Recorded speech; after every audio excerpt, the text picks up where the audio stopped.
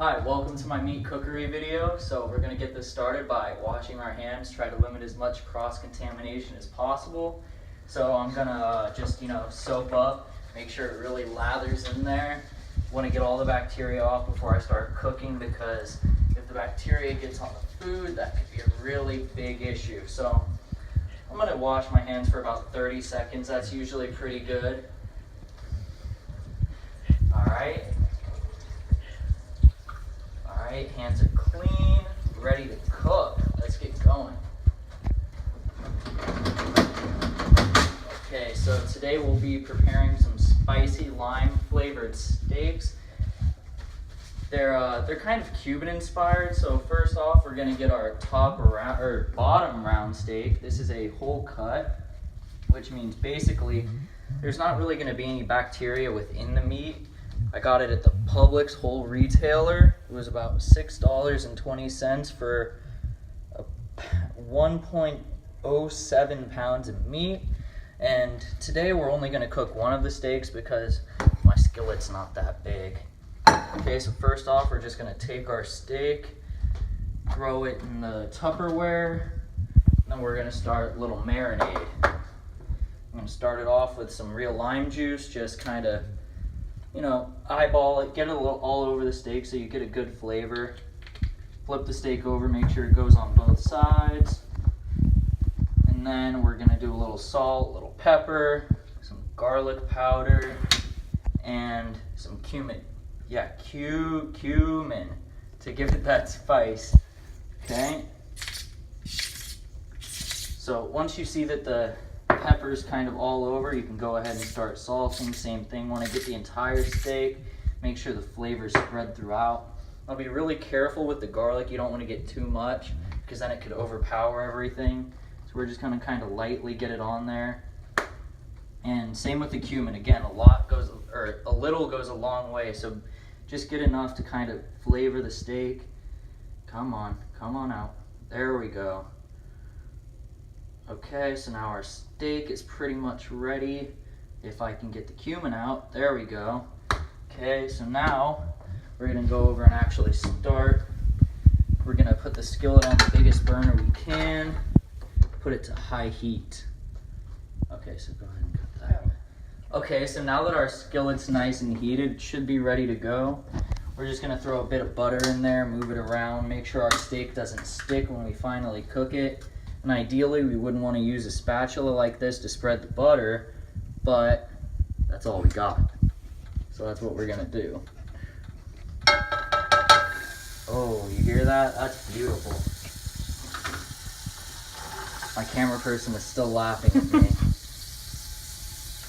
So we're just kind of gonna let this butter melt.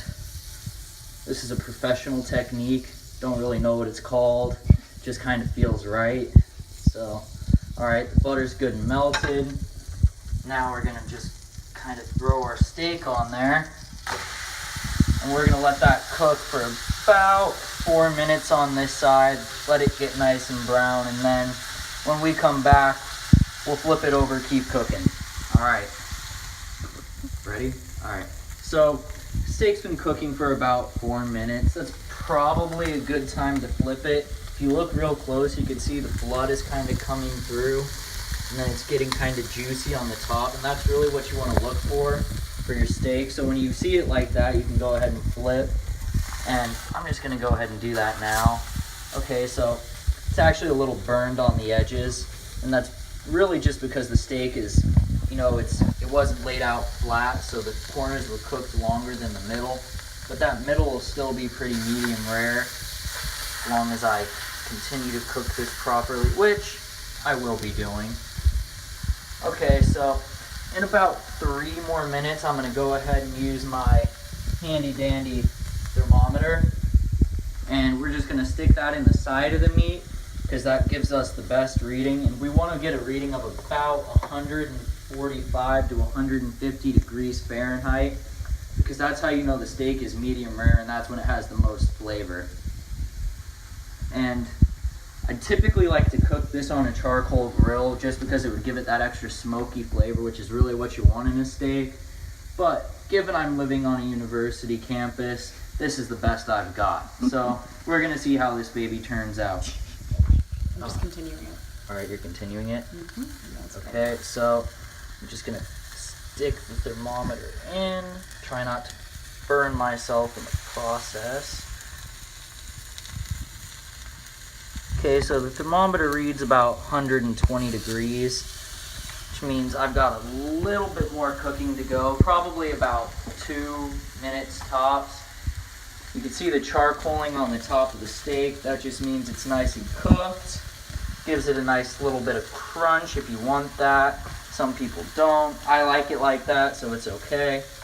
And while I was trying to gauge the temperature of my meat, it flipped over on me, so I'm actually just gonna flip it back, get an even cook going. And a lot of the dark spotting you see here is from the butter that I used to melt earlier. Not really a big deal, nothing to worry about. Okay, so I'm just gonna let this keep sizzling for a little bit, try to get it all the way done. And we'll check back in with you when the meat is at temperature. Okay, so I'm just gonna go ahead and take the temperature of my meat one more time. Should be about done. If not, it's probably a little overdone, just because it's better to be safe than sorry. Alright, so you see it rising to about a little over 160, which means it is plenty done. It's probably well done, which isn't a problem. It just means it's going to be not as flavorful as a medium rare steak, but still plenty flavorful to eat. And what you're going to want to do, I cleaned this Tupperware out to where I kept the raw steak. Cleaned it, gave it a nice wash, made sure none of the raw meat remnants were in there. So I'm going to go ahead and throw the steak in there, leave it to eat later. I'm actually going to cut it open for you guys just to see if it's red or if it's dark. I have a feeling it'll be a little bit dark. Let's see if I can cut you open.